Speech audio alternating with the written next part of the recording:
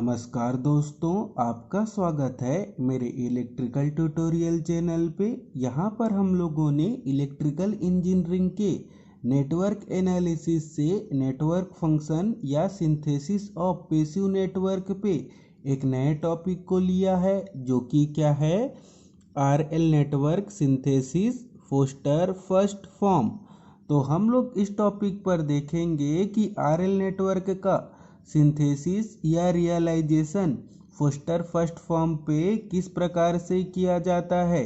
तो आइए स्टार्ट करते हैं आज के इस टॉपिक को स्टार्ट करने से पहले हम लोगों को ध्यान रखना होगा कि जैसा कि हम लोगों ने एलसी नेटवर्क के सिंथेसिस पे या आरसी नेटवर्क के सिंथेसिस पे देखा था कि फोस्टर फर्स्ट फॉर्म किसके लिए होता है, positive real impedance Z of S या impedance function Z of S के लिए होता है। और हम लोगों को positive real impedance Z of S या impedance function Z of S के लिए ध्यान रखना होता है कि जो हम लोगों को impedance function Z of S दिया हो वो कैसा होना चाहिए, पॉजिटिव रियलनेस होना चाहिए।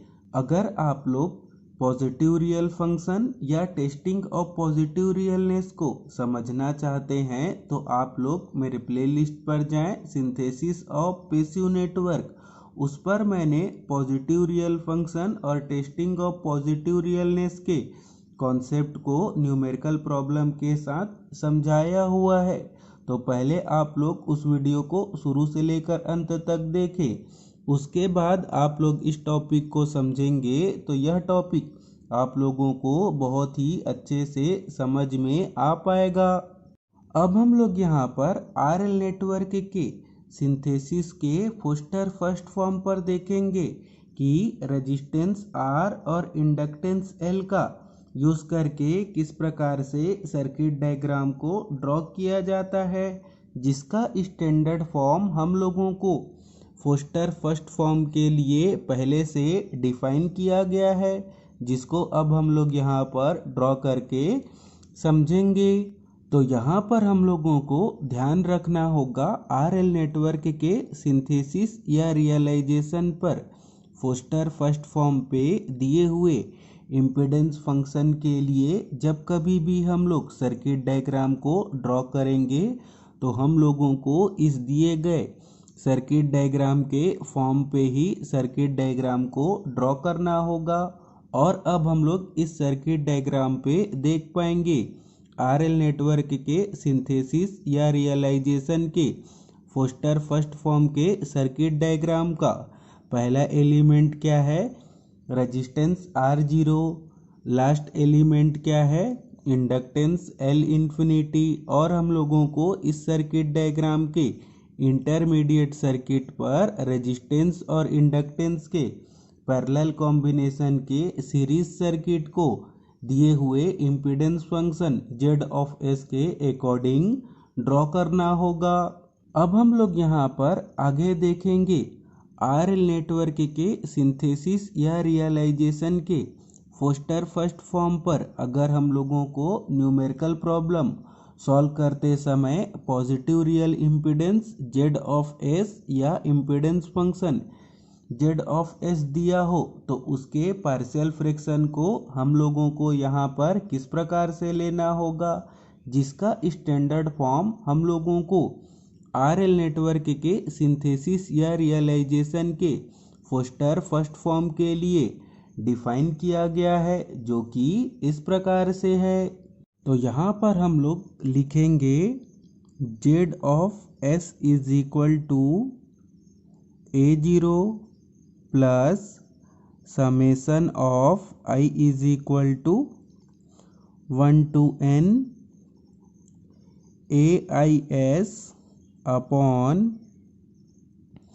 S plus sigma I plus A infinity into S। अब हम लोग यहाँ पर आगे देखेंगे कि आरएल नेटवर्क के सिंथेसिस या रियलाइजेशन के फोस्टर फर्स्ट फॉर्म पर अगर हम लोगों को कोई impedance function z of s दिया हो तो उसके पार्शियल फ्रैक्शन को हम लोगों को इस दिए गए स्टैंडर्ड पार्शियल फ्रैक्शन के फॉर्म पे ही कैलकुलेट करना होगा। अब हम लोग यहाँ पर आगे देख पाएंगे कि इस स्टैंडर्ड पार्शियल फ्रैक्शन के फर्स्ट टर्म a0 के वैल्यू को और इंटरमीडिएट टर्म पर जो कि कितना है summation i is equal to 1 to n AIS upon s plus sigma i पे i के वैल्यू को ai के वैल्यू को और सिग्मा i के वैल्यू को और लास्ट टर्म पे a इन्फिनिटी के वैल्यू को किस प्रकार से कैलकुलेट किया जाता है। अब हम लोग उसको आगे समझेंगे। अब हम लोग यहाँ पर सबसे पहले समझेंगे कि इस स्टैंडर्ड पार्शियल फ्रैक्शन एक्सप्रेशन के फर्स्ट टर्म a0 को किस प्रकार से कैलकुलेट किया जाता है। तो यहाँ पर हम लोग पहले पॉइंट पर देख पाएंगे a0 इज कांस्टेंट टर्म। तो a0 को दिए हुए impedance function z of s के लिए दो तरीके से कैलकुलेट किया जाता है। पहले तरीके पर हम लोग समझेंगे कि अगर कोई हम लोगों को impedance function z of s दिया हो तो जब हम लोग उसके पार्शियल फ्रैक्शन को कैलकुलेट करेंगे तो वहाँ पर अगर कोई हम लोगों को कांस्टेंट टर्म मिलेगा तो उस कांस्टेंट टर्म को हम लोग किससे डिनोट करेंगे a0 से। और दूसरे तरीके पर हम लोग दिए हुए impedance function z of s के पोल के लिए रेसिड्यूस को कैलकुलेट करेंगे तो उस रेसिड्यूस को दिए हुए impedance function z of s के स्टैंडर्ड पार्शियल फ्रैक्शन पर कौन सा टर्म लिया जाता है, फर्स्ट टर्म a0 लिया जाता है। अब हम लोग यहाँ पर आगे देखेंगे कि इस स्टैंडर्ड पार्शियल फ्रैक्शन के इंटरमीडिएट टर्म पर जो कि कितना है AIS upon s plus sigma i के वैल्यू को किस प्रकार से कैलकुलेट किया जाता है। और साथ ही साथ यहाँ पर हम लोग समझेंगे दिए हुए impedance function z of s के लिए i के वैल्यू को कहाँ तक लेना होता है। तो यहाँ पर हम लोग सेकेंड पॉइंट पर देख पाएंगे AIS upon s plus sigma i results from a possible pole at s is equal to minus sigma i। तो हम लोगों को AIS upon s plus sigma i के वैल्यू को कैलकुलेट करने के लिए दिए हुए impedance function z of s पर क्या पुट करना होगा, s is equal to minus sigma i put करना होगा। और अब हम लोग यहाँ पर आगे समझेंगे कि i के वैल्यू को किस प्रकार से लिया जाता है। तो दिए हुए impedance function z of s को हम लोग केयरफुली एनालिसिस करेंगे और देखेंगे कि दिए हुए इम्पीडेंस फंक्शन के डिनोमिनेटर पर हम लोगों को s के लीनियर इक्वेशन वाले कितने टर्म दिए हुए हैं। तो हम लोगों को impedance function z of s के डिनोमिनेटर पर जितने s के लीनियर इक्वेशन वाले टर्म दिए होंगे वहाँ तक हम लोगों को i के वैल्यू को लेना होगा। और यहाँ पर हम लोग i के वैल्यू से यह भी डिसाइड कर पाएंगे कि RL नेटवर्क के सिंथेसिस के फोस्टर फर्स्ट फॉर्म पर जब हम लोग सर्किट डायग्राम को ड्रॉ करेंगे तो हम लोगों को इंटरमीडिएट सर्किट पर रेजिस्टेंस और इंडक्टेंस के पैरेलल कॉम्बिनेशन के सीरीज सर्किट को ड्रॉ करना होता है। तो जितने i के वैल्यू होंगे उतने हम लोगों को इंटरमीडिएट सर्किट पर रेजिस्टेंस और इंडक्टेंस के पैरेलल कॉम्बिनेशन के सीरीज सर्किट को ड्रॉ करना होगा। अब हम लोग यहाँ पर आगे देखेंगे कि इस impedance function z of s के स्टैंडर्ड पार्शियल फ्रैक्शन के last term a infinity into s के वैल्यू को किस प्रकार से कैलकुलेट किया जाता है। तो यहाँ पर हम लोग थर्ड पॉइंट पर देख पाएंगे a infinity into s results from a possible pole at s is equal to infinity. तो हम लोगों को a इन्फिनिटी या a इन्फिनिटी इंटू s के वैल्यू को कैलकुलेट करने के लिए दिए हुए impedance function Z of S पर क्या पुट करना होगा, S is equal to infinity put करना होगा। तो यहाँ पर हम लोगों ने समझा कि दिए हुए impedance function Z of S के स्टैंडर्ड पार्शियल फ्रैक्शन पर first term A zero, last term A infinity into S और इंटरमीडिएट टर्म पर summation I is equal to 1 to n A I S upon S plus sigma I के value को किस प्रकार से calculate किया जाता है।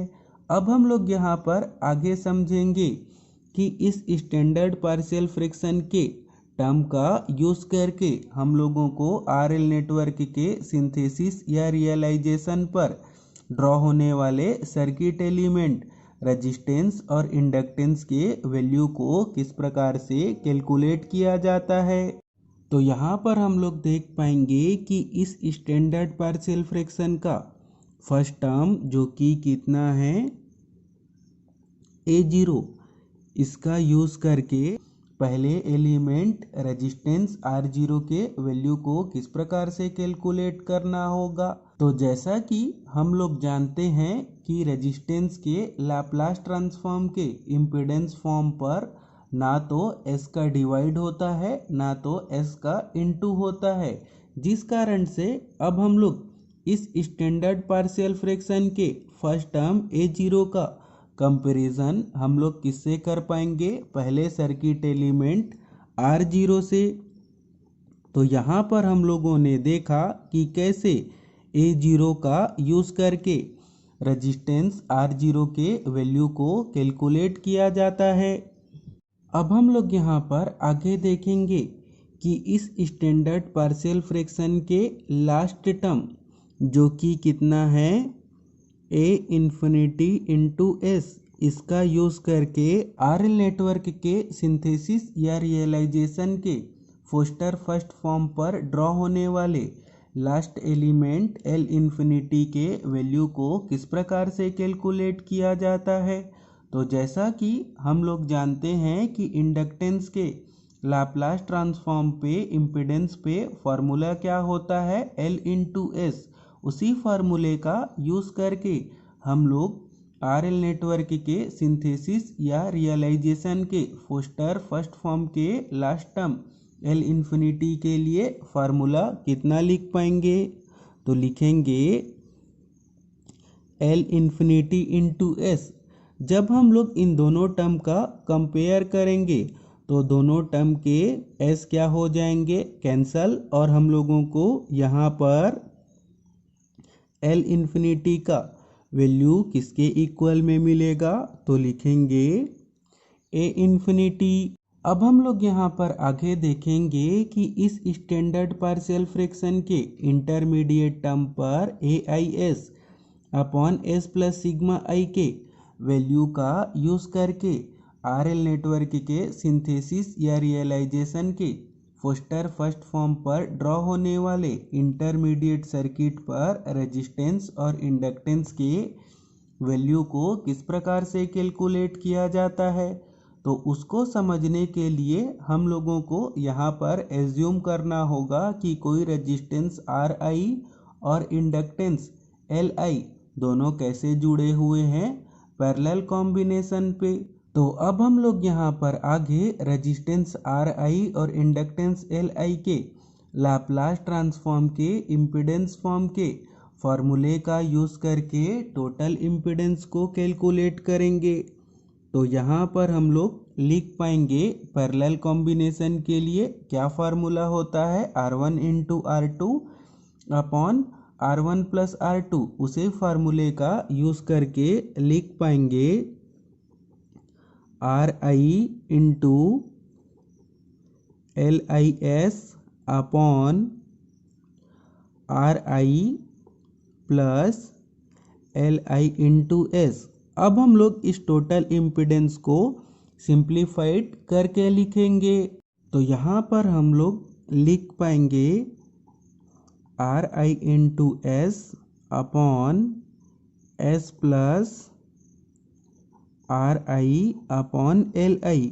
अब हम लोग इस टर्म का कंपैरिजन इस इंटरमीडिएट टर्म के A I S upon S plus sigma I से करेंगे। तो लिख लेते हैं A I S upon S plus sigma I. तो जब हम लोग दोनों टर्म के न्यूमरेटर का कंपैरिजन करेंगे तो लिखेंगे R I into S is equal to A I into S. तो यहाँ पर से दोनों टर्म के एस क्या हो जाएंगे, कैंसल, और हम लोगों को R I is equal to क्या मिलेगा, ए आई मिलेगा। अब हम लोग यहाँ पर दोनों टर्म के डिनोमिनेटर का कंपैरिजन करेंगे। तो दोनों टर्म के डिनोमिनेटर से क्या हो जाएगा, एस कैंसल हो जाएगा, और हम लोगों को यहाँ पर मिलेगा R I upon L I is equal to sigma I. और हम लोगों ने आर आई के वैल्यू को पहले ही कैलकुलेट कर लिया है, तो उसके वैल्यू को यहाँ पर पुट कर लेंगे। तो लिखेंगे A I upon L I is equal to sigma I. तो यहाँ पर से हम लोग इंडक्टेंस एल आई के वैल्यू को कैलकुलेट करेंगे। तो एल आई का वैल्यू हम लोगों को कितना मिलेगा, ए आई अपॉन सिग्मा आई। तो इसी के साथ ही हम लोगों का आज का यह टॉपिक कंप्लीट हुआ, जिस पर हम लोगों ने सीखा कि आर एल नेटवर्क के सिंथेसिस या रियलाइजेशन पे फोस्टर फर्स्ट फॉर्म का यूज़ करके किस प्रकार से सर्किट एलिमेंट के वैल्यू को डिटरमाइन करके दिए हुए impedance function Z of S के लिए हम लोगों को फोस्टर फर्स्ट फॉर्म पर आरएल नेटवर्क को ड्रॉ करना होगा। तो अगर आपको यह सब बताने का मेथड, समझाने का मेथड अच्छा लगा हो तो इस वीडियो को लाइक एंड शेयर करें और मेरे चैनल को सब्सक्राइब करें। Thank you, all the best.